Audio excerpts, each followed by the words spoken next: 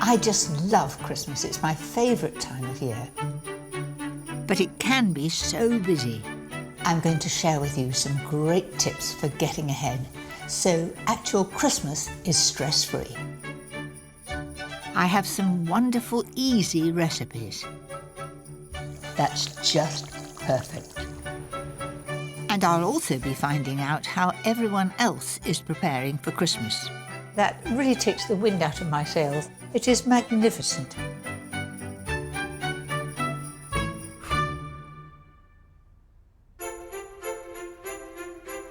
Christmas has always played a huge part in my life. Since my children have moved away from home, it's become even more special to me, as it's a time for everyone to be together. But it's not just Christmas Day that I love, it's the wonderful build-up to it. Tonight I will show you how to feed all those extra family and friends over the holiday season.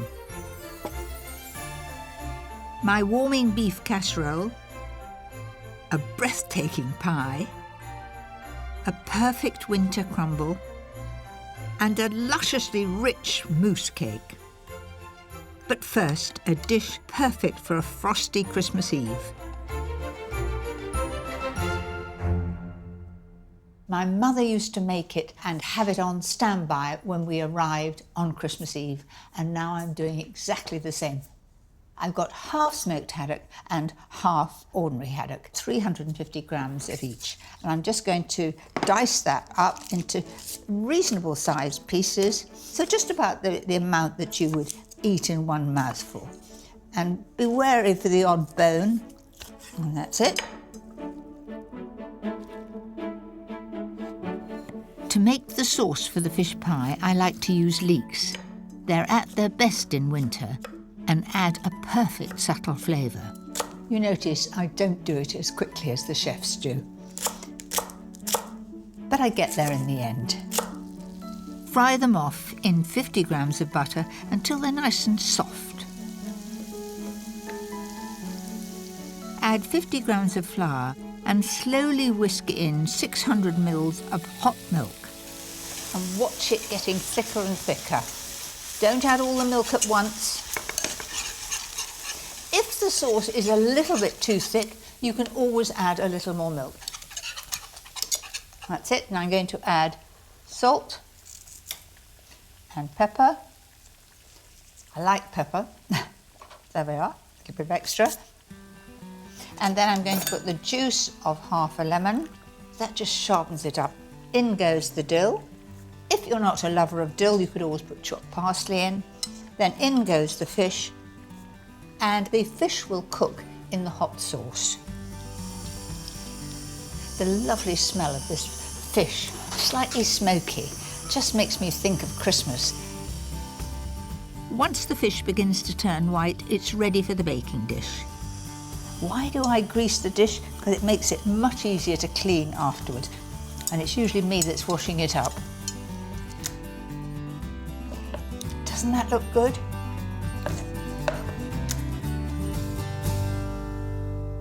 And now to the hard-boiled eggs. Yes, I'm generous with the hard-boiled eggs. I think I put more in than Mum does.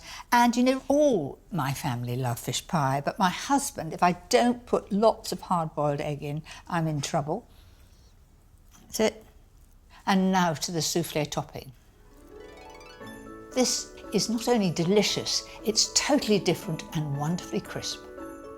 Start by cutting 5 slices of stale bread into croutons. Then melt 75 grams of butter with the same amount of mature cheddar cheese. Add 50 grams of cream cheese over a low heat. Lastly, whisk 1 egg white until light and frothy.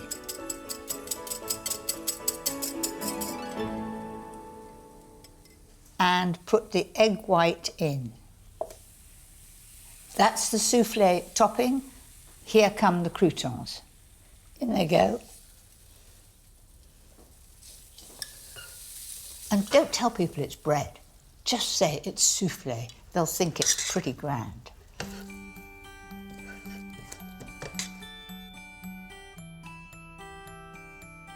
there it is, all ready for the oven. Bake at 180 fan for 25 to 30 minutes until it's crisp and golden. Mum didn't have a glass door. I can have a glance and see everything's all right. How about that then? Who wouldn't be tempted to eat this on arrival on Christmas Eve? All piping hot, crispy topping. They'll all be starving for this.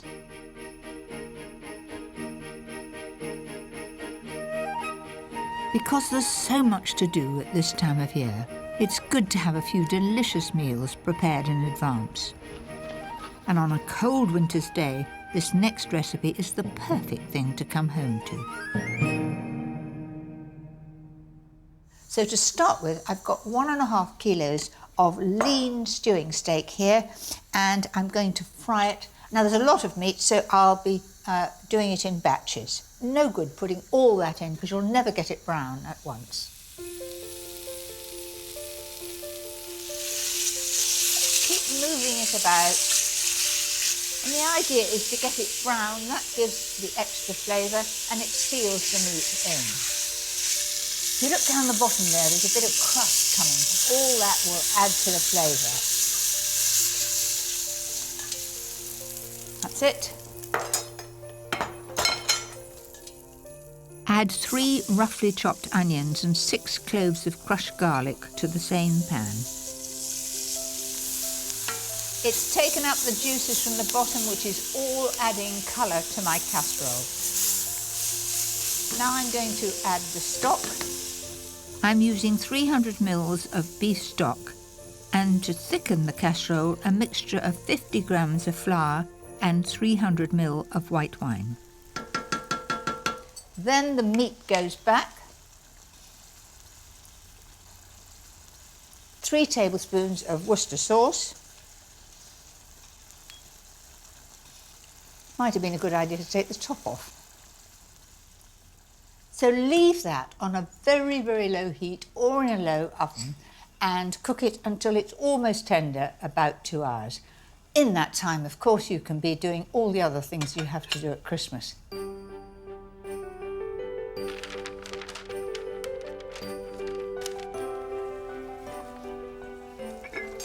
Gently bubbling there. Chestnut mushrooms, 500 grams going in. There's a lot of gravy here, and I can tell you my husband is a gravy man. He has it with sausages, he'll have it with steak. There has to be gravy, and so there's plenty here. Leave to simmer gently for another half an hour, and for extra kick, the all-important 3 tablespoons each of Dijon mustard and horseradish cream. Everybody seems to like chilies. There is no chili in sight here. This is really flavoursome, but not hot spicy. It really is perfect for a winter's day.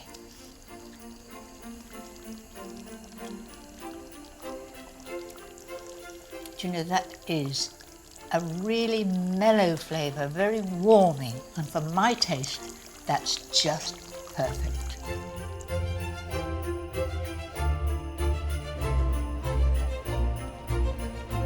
Christmas wouldn't be Christmas if my cupboards weren't bursting with my favourite sweet indulgence, chocolate.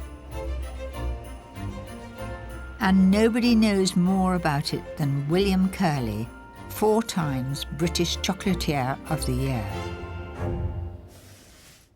Hello, William. I've heard so much about you and your chocolate creations. It's Christmas time, and I can't imagine Christmas without chocolate. Is it a very busy time for you? Gosh, Christmas, it's the busiest time of the year. Specialities such as our Dundee cake, our mince pies, pork truffles. Which is the thing that you like best? We love making a classic French patisserie, our bûche de Noël.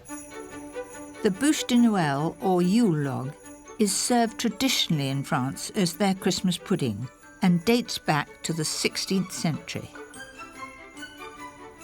I've made Yule logs myself, but never anything quite like this. If you just take the mousse and run it up the side, like such, I bet you do this like lightning when you do it. I must say, if I was doing this, I'd like to do several at one go, put them in the freezer. Knock them out, yeah. And everybody who came to supper in the next year would get it as their pud, whether it was Christmas or not. Well, going to all this effort, I'd want to show off. This wonderful creation is a combination of a creamy hazelnut and almond meringue centre, You've done this before, and you know exactly they're going to fit. chocolate sponge, So that is rum with a sugar syrup. Indeed, yeah. These are crystallised chestnuts. surrounded by a rich chocolate and chestnut mousse, a meringue base, all covered in a dark chocolate glaze. It's just like a river flowing.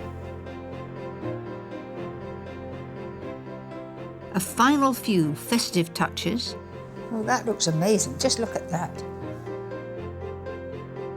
and the masterpiece is complete. Do you know, William, I have to stand back and say that really takes the wind out of my sails. Oh. It is magnificent. Oh, thank you very much, mate. It's very kind. Well, but I think why it's don't we my go upstairs, have a little cup of coffee and a wee thin slice? Do you know, you've twisted my arm. Come on, Let's then. go.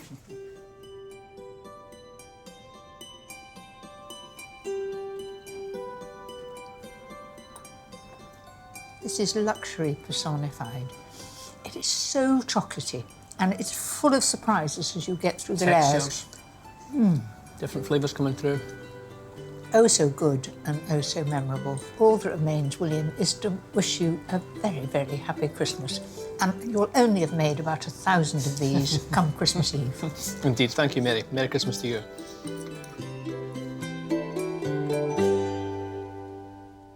That Bouche Noël looked amazing. But if you haven't the time or the skill that William has, I've got the perfect recipe for you. A chocolate mousse cake. So the cake, very simple to make, and the strongest chocolate flavour you will get is from cocoa. To 25 grams of cocoa, add 3 tablespoons of boiling water. Aim to get a paste. A bit like soft butter, you would spread it across. There it is. Then add 2 eggs, 100 grams of caster sugar, 100 grams of self-raising flour, and a level teaspoon of baking powder. Don't make it heaped, it must be level, because if you put too much in, it'll rise up and fall down again. And lastly, 100 grams of baking spread.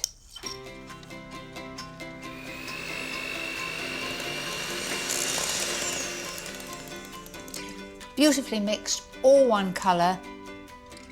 Spoon the mixture into a greased tin lined with non-stick baking parchment. Chocolate goes so well at Christmas time. I think we're just one of those times when we can be indulgent. It only needs 25 minutes in the oven at 160 fan. When it starts to shrink away from the sides of the tin, it's done and should be nice and springy to the touch. That looks perfect. To make it extra special, a little brandy over the top, about 2 tablespoons. Bit difficult to know where you've been when it's a chocolate cake, but I think I'm remembering. There we are, and that for luck. Right, now to the chocolate mousse topping. Slowly melt 300 grams of chocolate.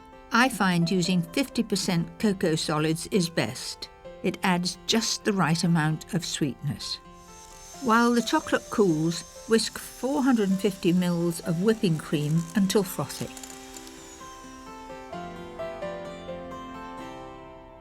Fold that in, and you get the easiest and quickest chocolate mousse. And it's still a lovely frothy mixture.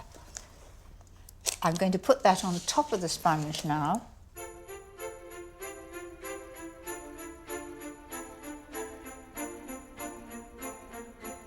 I'm going to chill it overnight in the fridge. That will firm it up. and then turn it out.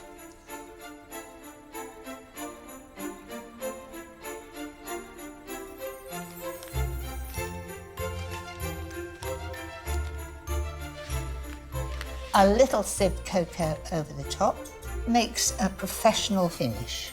It's the sort of thing that William would have done with his bouche de Noël. And I think that really is quite a sort of showstopper, isn't it? Everybody will go ooh and ah when you walk in with that, and they won't know how long it took you to make. Not too long. And then a little sieved icing sugar makes it even more special. Also, it makes you think of snow and Christmas. That's my special, indulgent chocolate pud. That is so easy to make, but it's got the Christmas wow factor. Have a go.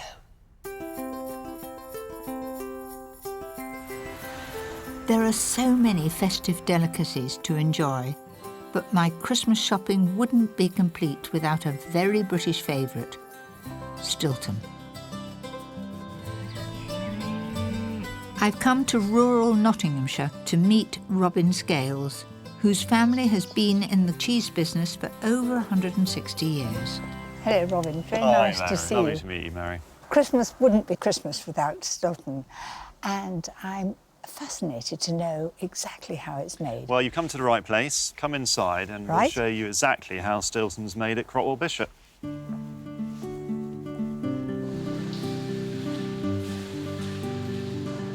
What's special about this place is that everything here is done using methods that have changed very little since the 17th century. So this is right at the beginning of the process. The milk came into the vat about 3 hours ago. We added all the different ingredients to the milk. That include the rennet, which clots the milk and eventually turns it into curds and whey, as we see here. We take a nice big ladle of the curd and whey. We then transfer it into the draining table. So the whey goes away? The whey goes away and it's drained off. And we basically continue to do this until we've transferred all the curd and whey into this. You do it all by hand? All by hand. And it's literally a case of just scooping it out and then into the draining table. Quite deep. You won't touch the bottom. Oh, okay. Okay. So you won't fall in either, don't worry. Gentle down. Really gently, yeah. Spot on. And then down again. Well, it's quite therapeutic, this, isn't it? It is. The trick is to be really gentle with it. I was really gentle. And you've got it completely spot on, so, you know, you'd have a job here any day, Mary. All right, but I tell you, you But it didn't might- put me on here because it's a bit too much hard work. Yeah. The next step is to pack the curds into moulds. And 5 days later, they are set and ready for a process called rubbing up. We're trying to seal the cheese so no air or oxygen can get inside the cheese at this point. We want the cheese to condition over the next 4 or 5 weeks before we encourage any of the blue mould to grow. If you don't make that nice and smooth and there are sort of air holes, what happens? The blue mould may start to grow and would become quite strong at the end of its maturation. So Kerry is flattening it down a bit like icing a cake, really. It looks simple, but it is an art, and years of practice goes into this. Kerry's been doing it for many years. How long have you been doing it? 12? You doesn't look old enough to be doing it for 12. I know. After 5 weeks of maturing, the Stilton takes on a nice golden crust. It's then pierced, which allows the air in, and the distinctive mould can finally grow. 2 weeks later, and the beautiful blue marbling has taken hold.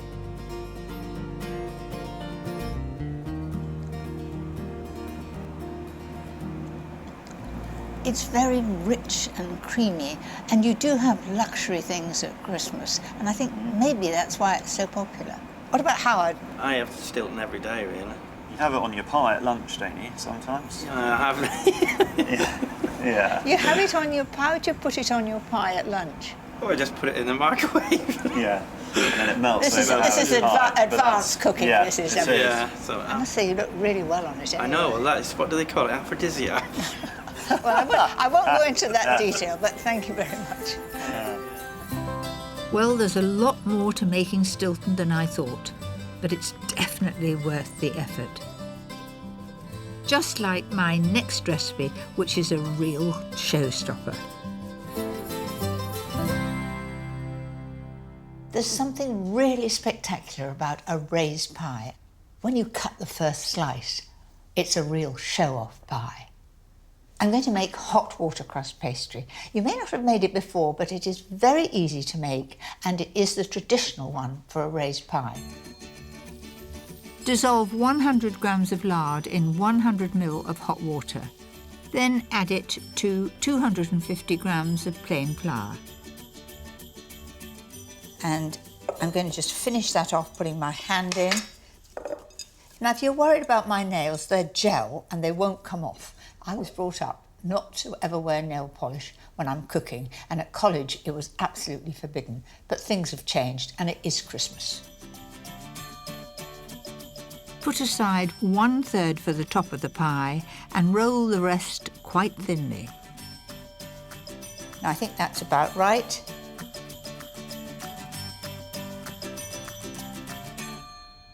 And now for the filling.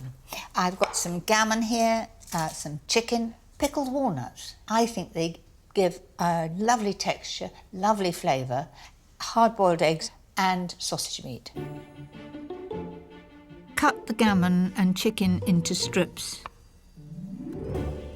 Then add lemon zest and fresh thyme to the sausage meat. And don't use dried thyme.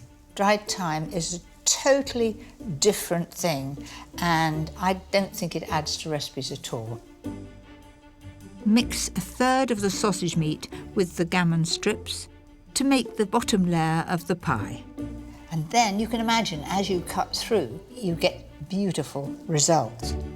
Press it down firmly to remove any air before poking in a few of the pickled walnuts. If you don't like pickled walnuts, you could put pistachio nuts in it. You could use stoned olives. Lay the trimmed hard-boiled eggs along the centre and surround them with the sausage meat. And then press it down, very gently but firmly, no arguments. So I've got here the chicken, and it's the same principle. I want long pieces of chicken so that when I cut through the pie, when it's cooked, it looks good. It takes time, but it's very rewarding. And the last 1/3 of the pastry will become the pie lid. That looks about the right size to me. Let me just check. Very stupid if it didn't reach, wouldn't it? Stick the lid on with a little beaten egg, and then crimp the edges. You can do any decoration that you like. And I'm going to do 3 leaves over the top. Make a small air hole in the top and bake at 180 fan for half an hour and then 160 for the final hour. When it's ready, let it cool and then leave in the fridge overnight. And this is it. I think it looks pretty good.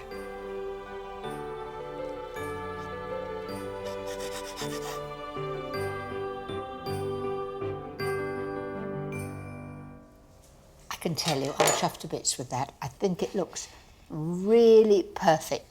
What could be more impressive, more Christmassy? It really shows that you've pushed the boat out for all your family and friends. The wonderful thing about food at Christmas time is that it can be so indulgent, and I have the perfect winter pudding that will spoil everyone. I like my puddings to be special, and this is my take on blackberry and apple crumble.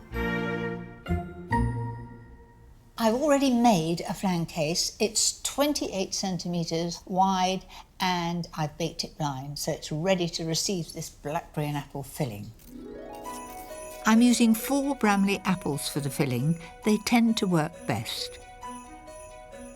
Add a couple of tablespoonfuls of water and 150 grams of caster sugar.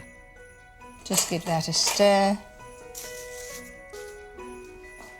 Simmer on a low heat with the lid on for about 10 minutes until the apples start to soften.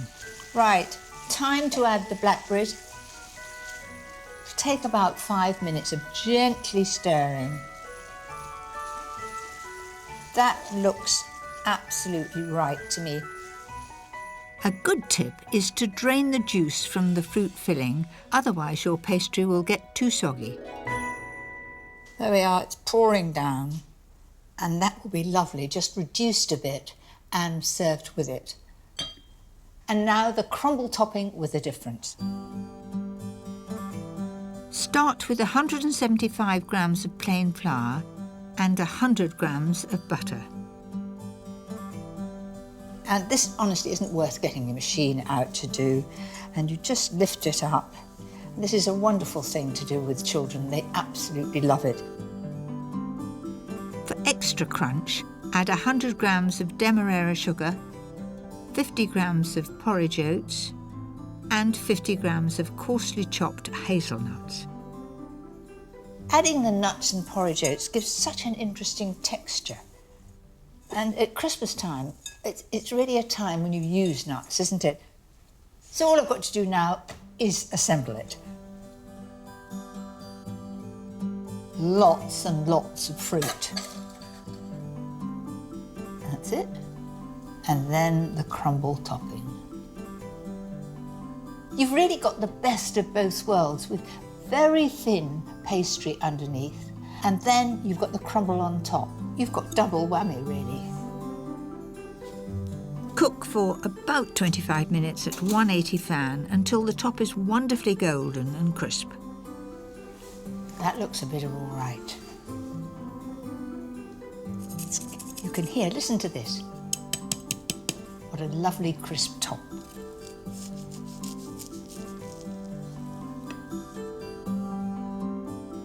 Serve with a dollop of cream and the reduced fruit juices.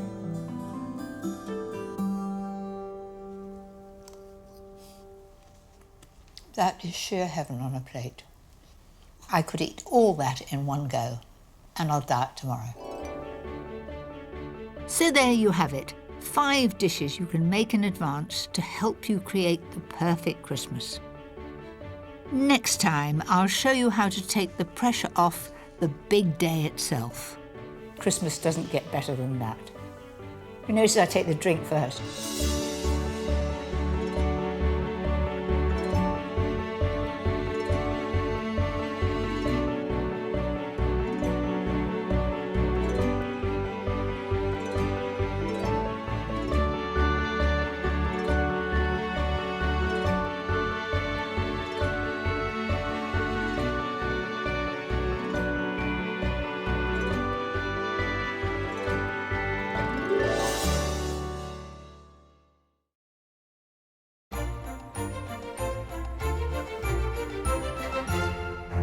My mother used to make it and have it on standby when we arrived on Christmas Eve, and now I'm doing exactly the same. I've got half smoked haddock and half ordinary haddock, 350 grams of each. And I'm just going to dice that up into reasonable sized pieces, so just about the amount that you would eat in one mouthful. And be wary for the odd bone, and that's it. To make the sauce for the fish pie, I like to use leeks. They're at their best in winter and add a perfect subtle flavour. You notice I don't do it as quickly as the chefs do. But I get there in the end. Fry them off in 50 grams of butter until they're nice and soft. Add 50 grams of flour and slowly whisk in 600 ml of hot milk. And watch it getting thicker and thicker. Don't add all the milk at once. If the sauce is a little bit too thick, you can always add a little more milk. That's it. Now I'm going to add salt and pepper. I like pepper. There we are, a little bit of extra. And then I'm going to put the juice of half a lemon. That just sharpens it up. In goes the dill. If you're not a lover of dill, you could always put chopped parsley in. Then in goes the fish, and the fish will cook in the hot sauce. The lovely smell of this fish, slightly smoky, just makes me think of Christmas. Once the fish begins to turn white, it's ready for the baking dish. Why do I grease the dish? Because it makes it much easier to clean afterwards. And it's usually me that's washing it up. Doesn't that look good?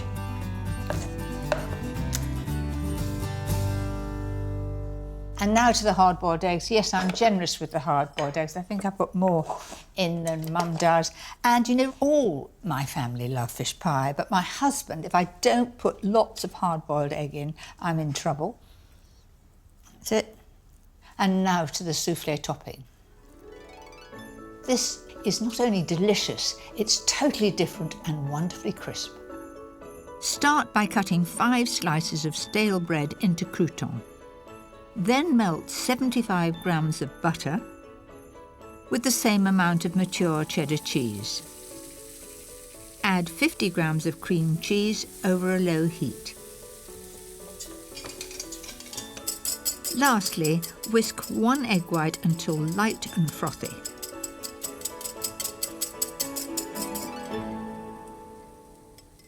And put the egg white in. That's the soufflé topping. Here come the croutons.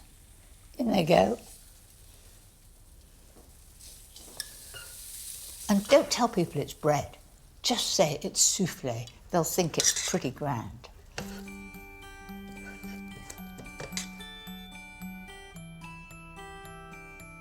There it is, all ready for the oven. Bake at 180 fan for 25 to 30 minutes until it's crisp and golden. Mum didn't have a glass door. I can have a glance and see everything's all right. How about that then? Who wouldn't be tempted to eat this on arrival on Christmas Eve? All piping hot, crispy topping. They'll all be starving for this.